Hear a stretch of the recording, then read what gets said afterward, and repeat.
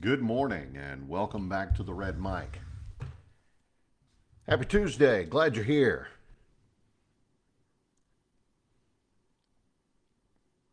People ask me, um, how do you come up with these ideas? Well, like I say, 25 years as a public servant, 16 years as a youth football coach and scouting volunteer, and 10 years as a mediocre athlete with far more heart than actual physical ability. Well, a lot of those stories come from the mediocre athlete um, part of my background. So, I mean, the mediocrity really didn't hit until high school when everybody was bigger and faster than me.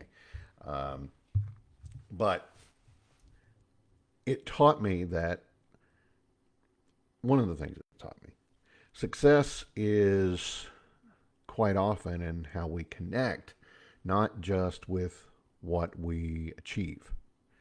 So in a leadership role, one of the more underutilized or underrated tools that you have at your disposal is storytelling. And for a lot of years, my elevator pitch, as they say, is was uh, what do you do? And I'd say, well, I talk and I write, I explain and I persuade, and I expand audiences and stuff like that, right? It's a little bit more refined than that, but that was it in a nutshell. Um, Storytelling has always been at its core. So, um, and no, not campfire stories or water cooler, but stories with a focus, a narrative, a reason, um, a point. So, when you are telling an anecdote or a story or a narrative to your team, think of it like a play in football. There's structure, there's a goal, there's interaction, and a plan to get you to the end zone, right? Well, one that I like to use a lot is the pie in the face kind of structure. Well, so Chevy Chase was great at this. The flub, the mess up. Um, and ultimately he ended up succeeding because people were so focused on the snafu, the mess up, that it distracted them. So that kind of story, it's not about the stumble, it's how you get back up, right? It's the classic Rocky story. Things look bad, and then Adrian looks up at him and says, "Win." You hear dong, and then boom, it's the montage of him working out, and he's suddenly taking it seriously, and you know, and that's the magic moment, right? So, as a leader, share your pie in the face moments, your failures, mistakes, your embarrassing incidents, and then reflect with them on the lessons that you learned, and that should lead to you know that moment of shared humanity. Um, should lead to greater trust and respect. Another type of story narrative is the bad dream nightmare kind of framework. You dream big, you confront the nightmares, you map out an action plan, and you get everybody to rally around you, right? Um, it's the the big bad aliens are coming, and we've got this much time, or we're all gonna shuffle off into the afterlife. Yeah, you can't say the D word, DIED. You can't say that on Facebook. If you do, you'll get throttled, and I don't understand. um, they understand no context over there. So, I mean, think about um, Star Wars, right? They had that graphic, the Death Star moving closer, closer, closer, and then it sees You may fire when ready. And yeah, and then boom, Luke shoots, blow up. Right. Same thing in Independence Day. You know, just at the very last minute, the alien ship has got the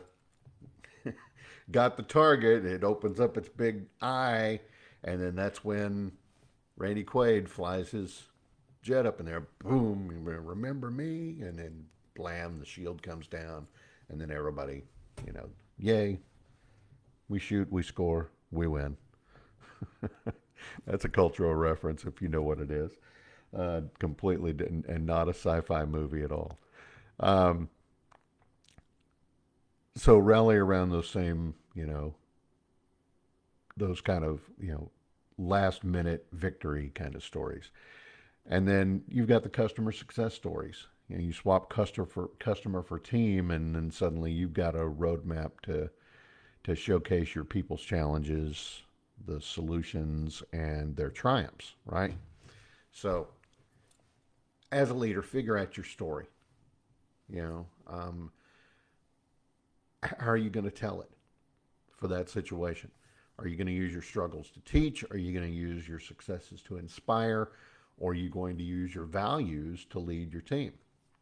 Leadership is not about being perfect. It's just not. It's about being real. It's about being authentic. So own your narrative and use it to bring out the best in your team, the people around you. Life is not a script. It's just not. If it was, it would not be a drama. It'd definitely be a comedy, because you can't look at the things that go on in this life and think anything but, right?